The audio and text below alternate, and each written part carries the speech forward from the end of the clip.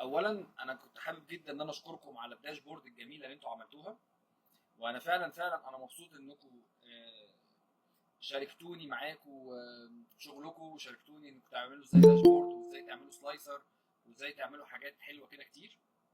انا فعلا والله انا مبسوط جدا ان انتوا يعني استفدتوا على الاقل استفاده حتى لو بسيطه. زائد كمان ان انا حابب ان انا افيدكم اكتر واكتر. بجد اللي انا شفته يعني في الداشبورد اللي اتبعتت لي دي، بصراحه انا مبسوط منها جدا، وموضوع جميل قوي.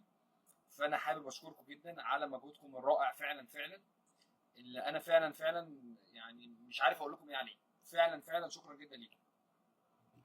فدي اول داشبورد ليا في الحياه عموما. بشكر حضرتك جدا على المجهود الجميل اللي انت بشكرك جدا على المجهود الجميل اللي انت قدمته لنا دوت طبعا. وانا تاني مره احضر مع حضرتك طبعا تاني كورس. تمام، بس المره دي الموضوع جميل جدا يعني، مختلف عن المره اللي فاتت. تشرح الموضوع بتفاصيل، وعندك مرونه شويه لما حضرتك بيسالك في حاجه بتبدا تجاوبه حتى لو هو مش فاهم، تعيد المرحله مره واثنين وثلاثه. دي طبعا دي اميز حاجه في حضرتك جدا طبعا. ربنا يخليك، شكرا. واجمل حاجه اللي انت معانا بامانه.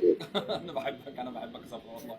شكرا يا صبري، شكرا جدا. طلب من الناس، مش الناس اللي طلبت ان حضرتك تشتغل معاهم داتا اناليسيس. حبيبي فده انا كنت بوصل لك صوت المشكل. حبيبي يا مصعب والله، حبيبي يا جماعه، شكرا جدا ليكم، وشكرا جدا لكل الناس اللي دخلت معانا كانت معايا كورس قبل كده ودخلت معايا في الداتا اناليسيس. شكرا جدا ليكم، وشكرا جدا لحضوركم.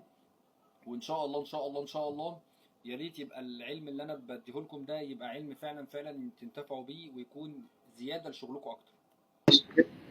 انا باذن الله يعني عندنا في الشركه معايا بعض التيم بتاعي، يعني ابدا اعلمهم الكورس حضرتك انت اديتهولي. حبيبي يا صبري والله، ربنا يخليك. انا فعلا انا والله مبسوط. بامانه، وهشكرك طبعا في المحاضره طبعا اللي انا هديها للناس ديت برضه، ومجهودك انت طبعا اولا. شكرا جدا يا صبري، شكرا. انا فعلا مبسوط منكم جدا والله، انا فعلا مبسوط. واتمنى اكون ساعدتكم في شغل كتير، واتمنى اكون يعني سهلت عليكم شغل حتى.